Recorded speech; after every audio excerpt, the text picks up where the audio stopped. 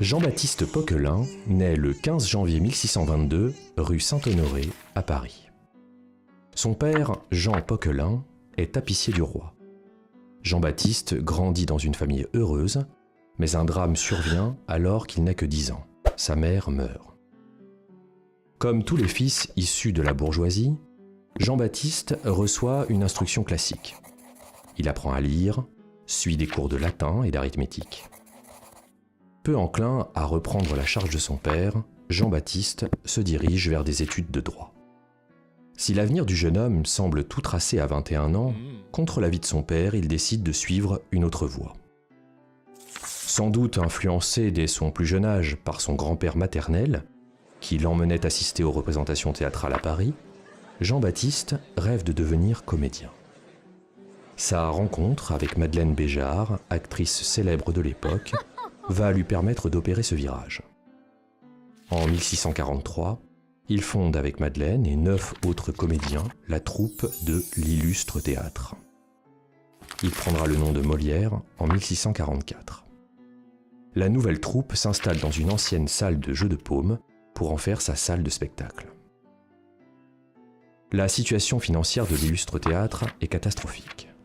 Molière fait même quelques séjours en prison pour dette.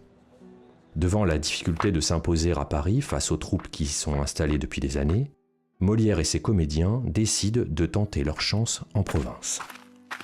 Ils partent pour le sud de la France, où ils se produiront pendant 12 ans, durant lesquels Molière écrit ses premières pièces. L'Étourdi en 1654 et Le Dépit amoureux en 1656. 2 ans plus tard, Philippe d'Orléans, le frère du roi Louis XIV, le roi Soleil, devient protecteur de la troupe.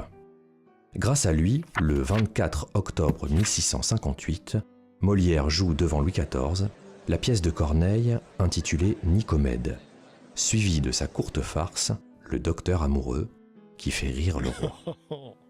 Molière se voit dès lors attribuer la salle du Petit Bourbon, qu'il partage avec la troupe de Scaramouche, les acteurs italiens. En 1661, Molière compose pour la première fois une comédie-ballet intitulée Les Fâcheux, avec les compositeurs Pierre Beauchamp et Jean-Baptiste Lully, autre artiste protégé par Louis XIV. En 1662, il épouse Armande Béjart.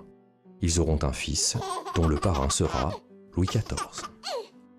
Quelques pièces de Molière lui valent des critiques, notamment L'École des femmes, en 1662, ou Le Tartuffe, en 1664. Cette pièce sera d'ailleurs censurée, jugée blasphématoire par les dévots. Mais le roi continue de soutenir Molière et de lui passer des commandes. En 1665, la troupe de Molière devient officiellement la troupe du roi au Palais Royal. Au cours des années qui suivent, le succès de Molière grandit. Libéré des soucis d'argent, Molière se consacre à l'écriture de ses pièces. Il écrit les plus célèbres pièces de son répertoire, comme Le Misanthrope, Le Médecin malgré lui, L'Avare, Le Bourgeois gentilhomme. Alors qu'il joue la 4e représentation de sa pièce, Le Malade imaginaire, Molière, souffrant d'une fluxion pulmonaire, quitte la scène. Il meurt le 17 février 1673, à l'âge de 51 ans.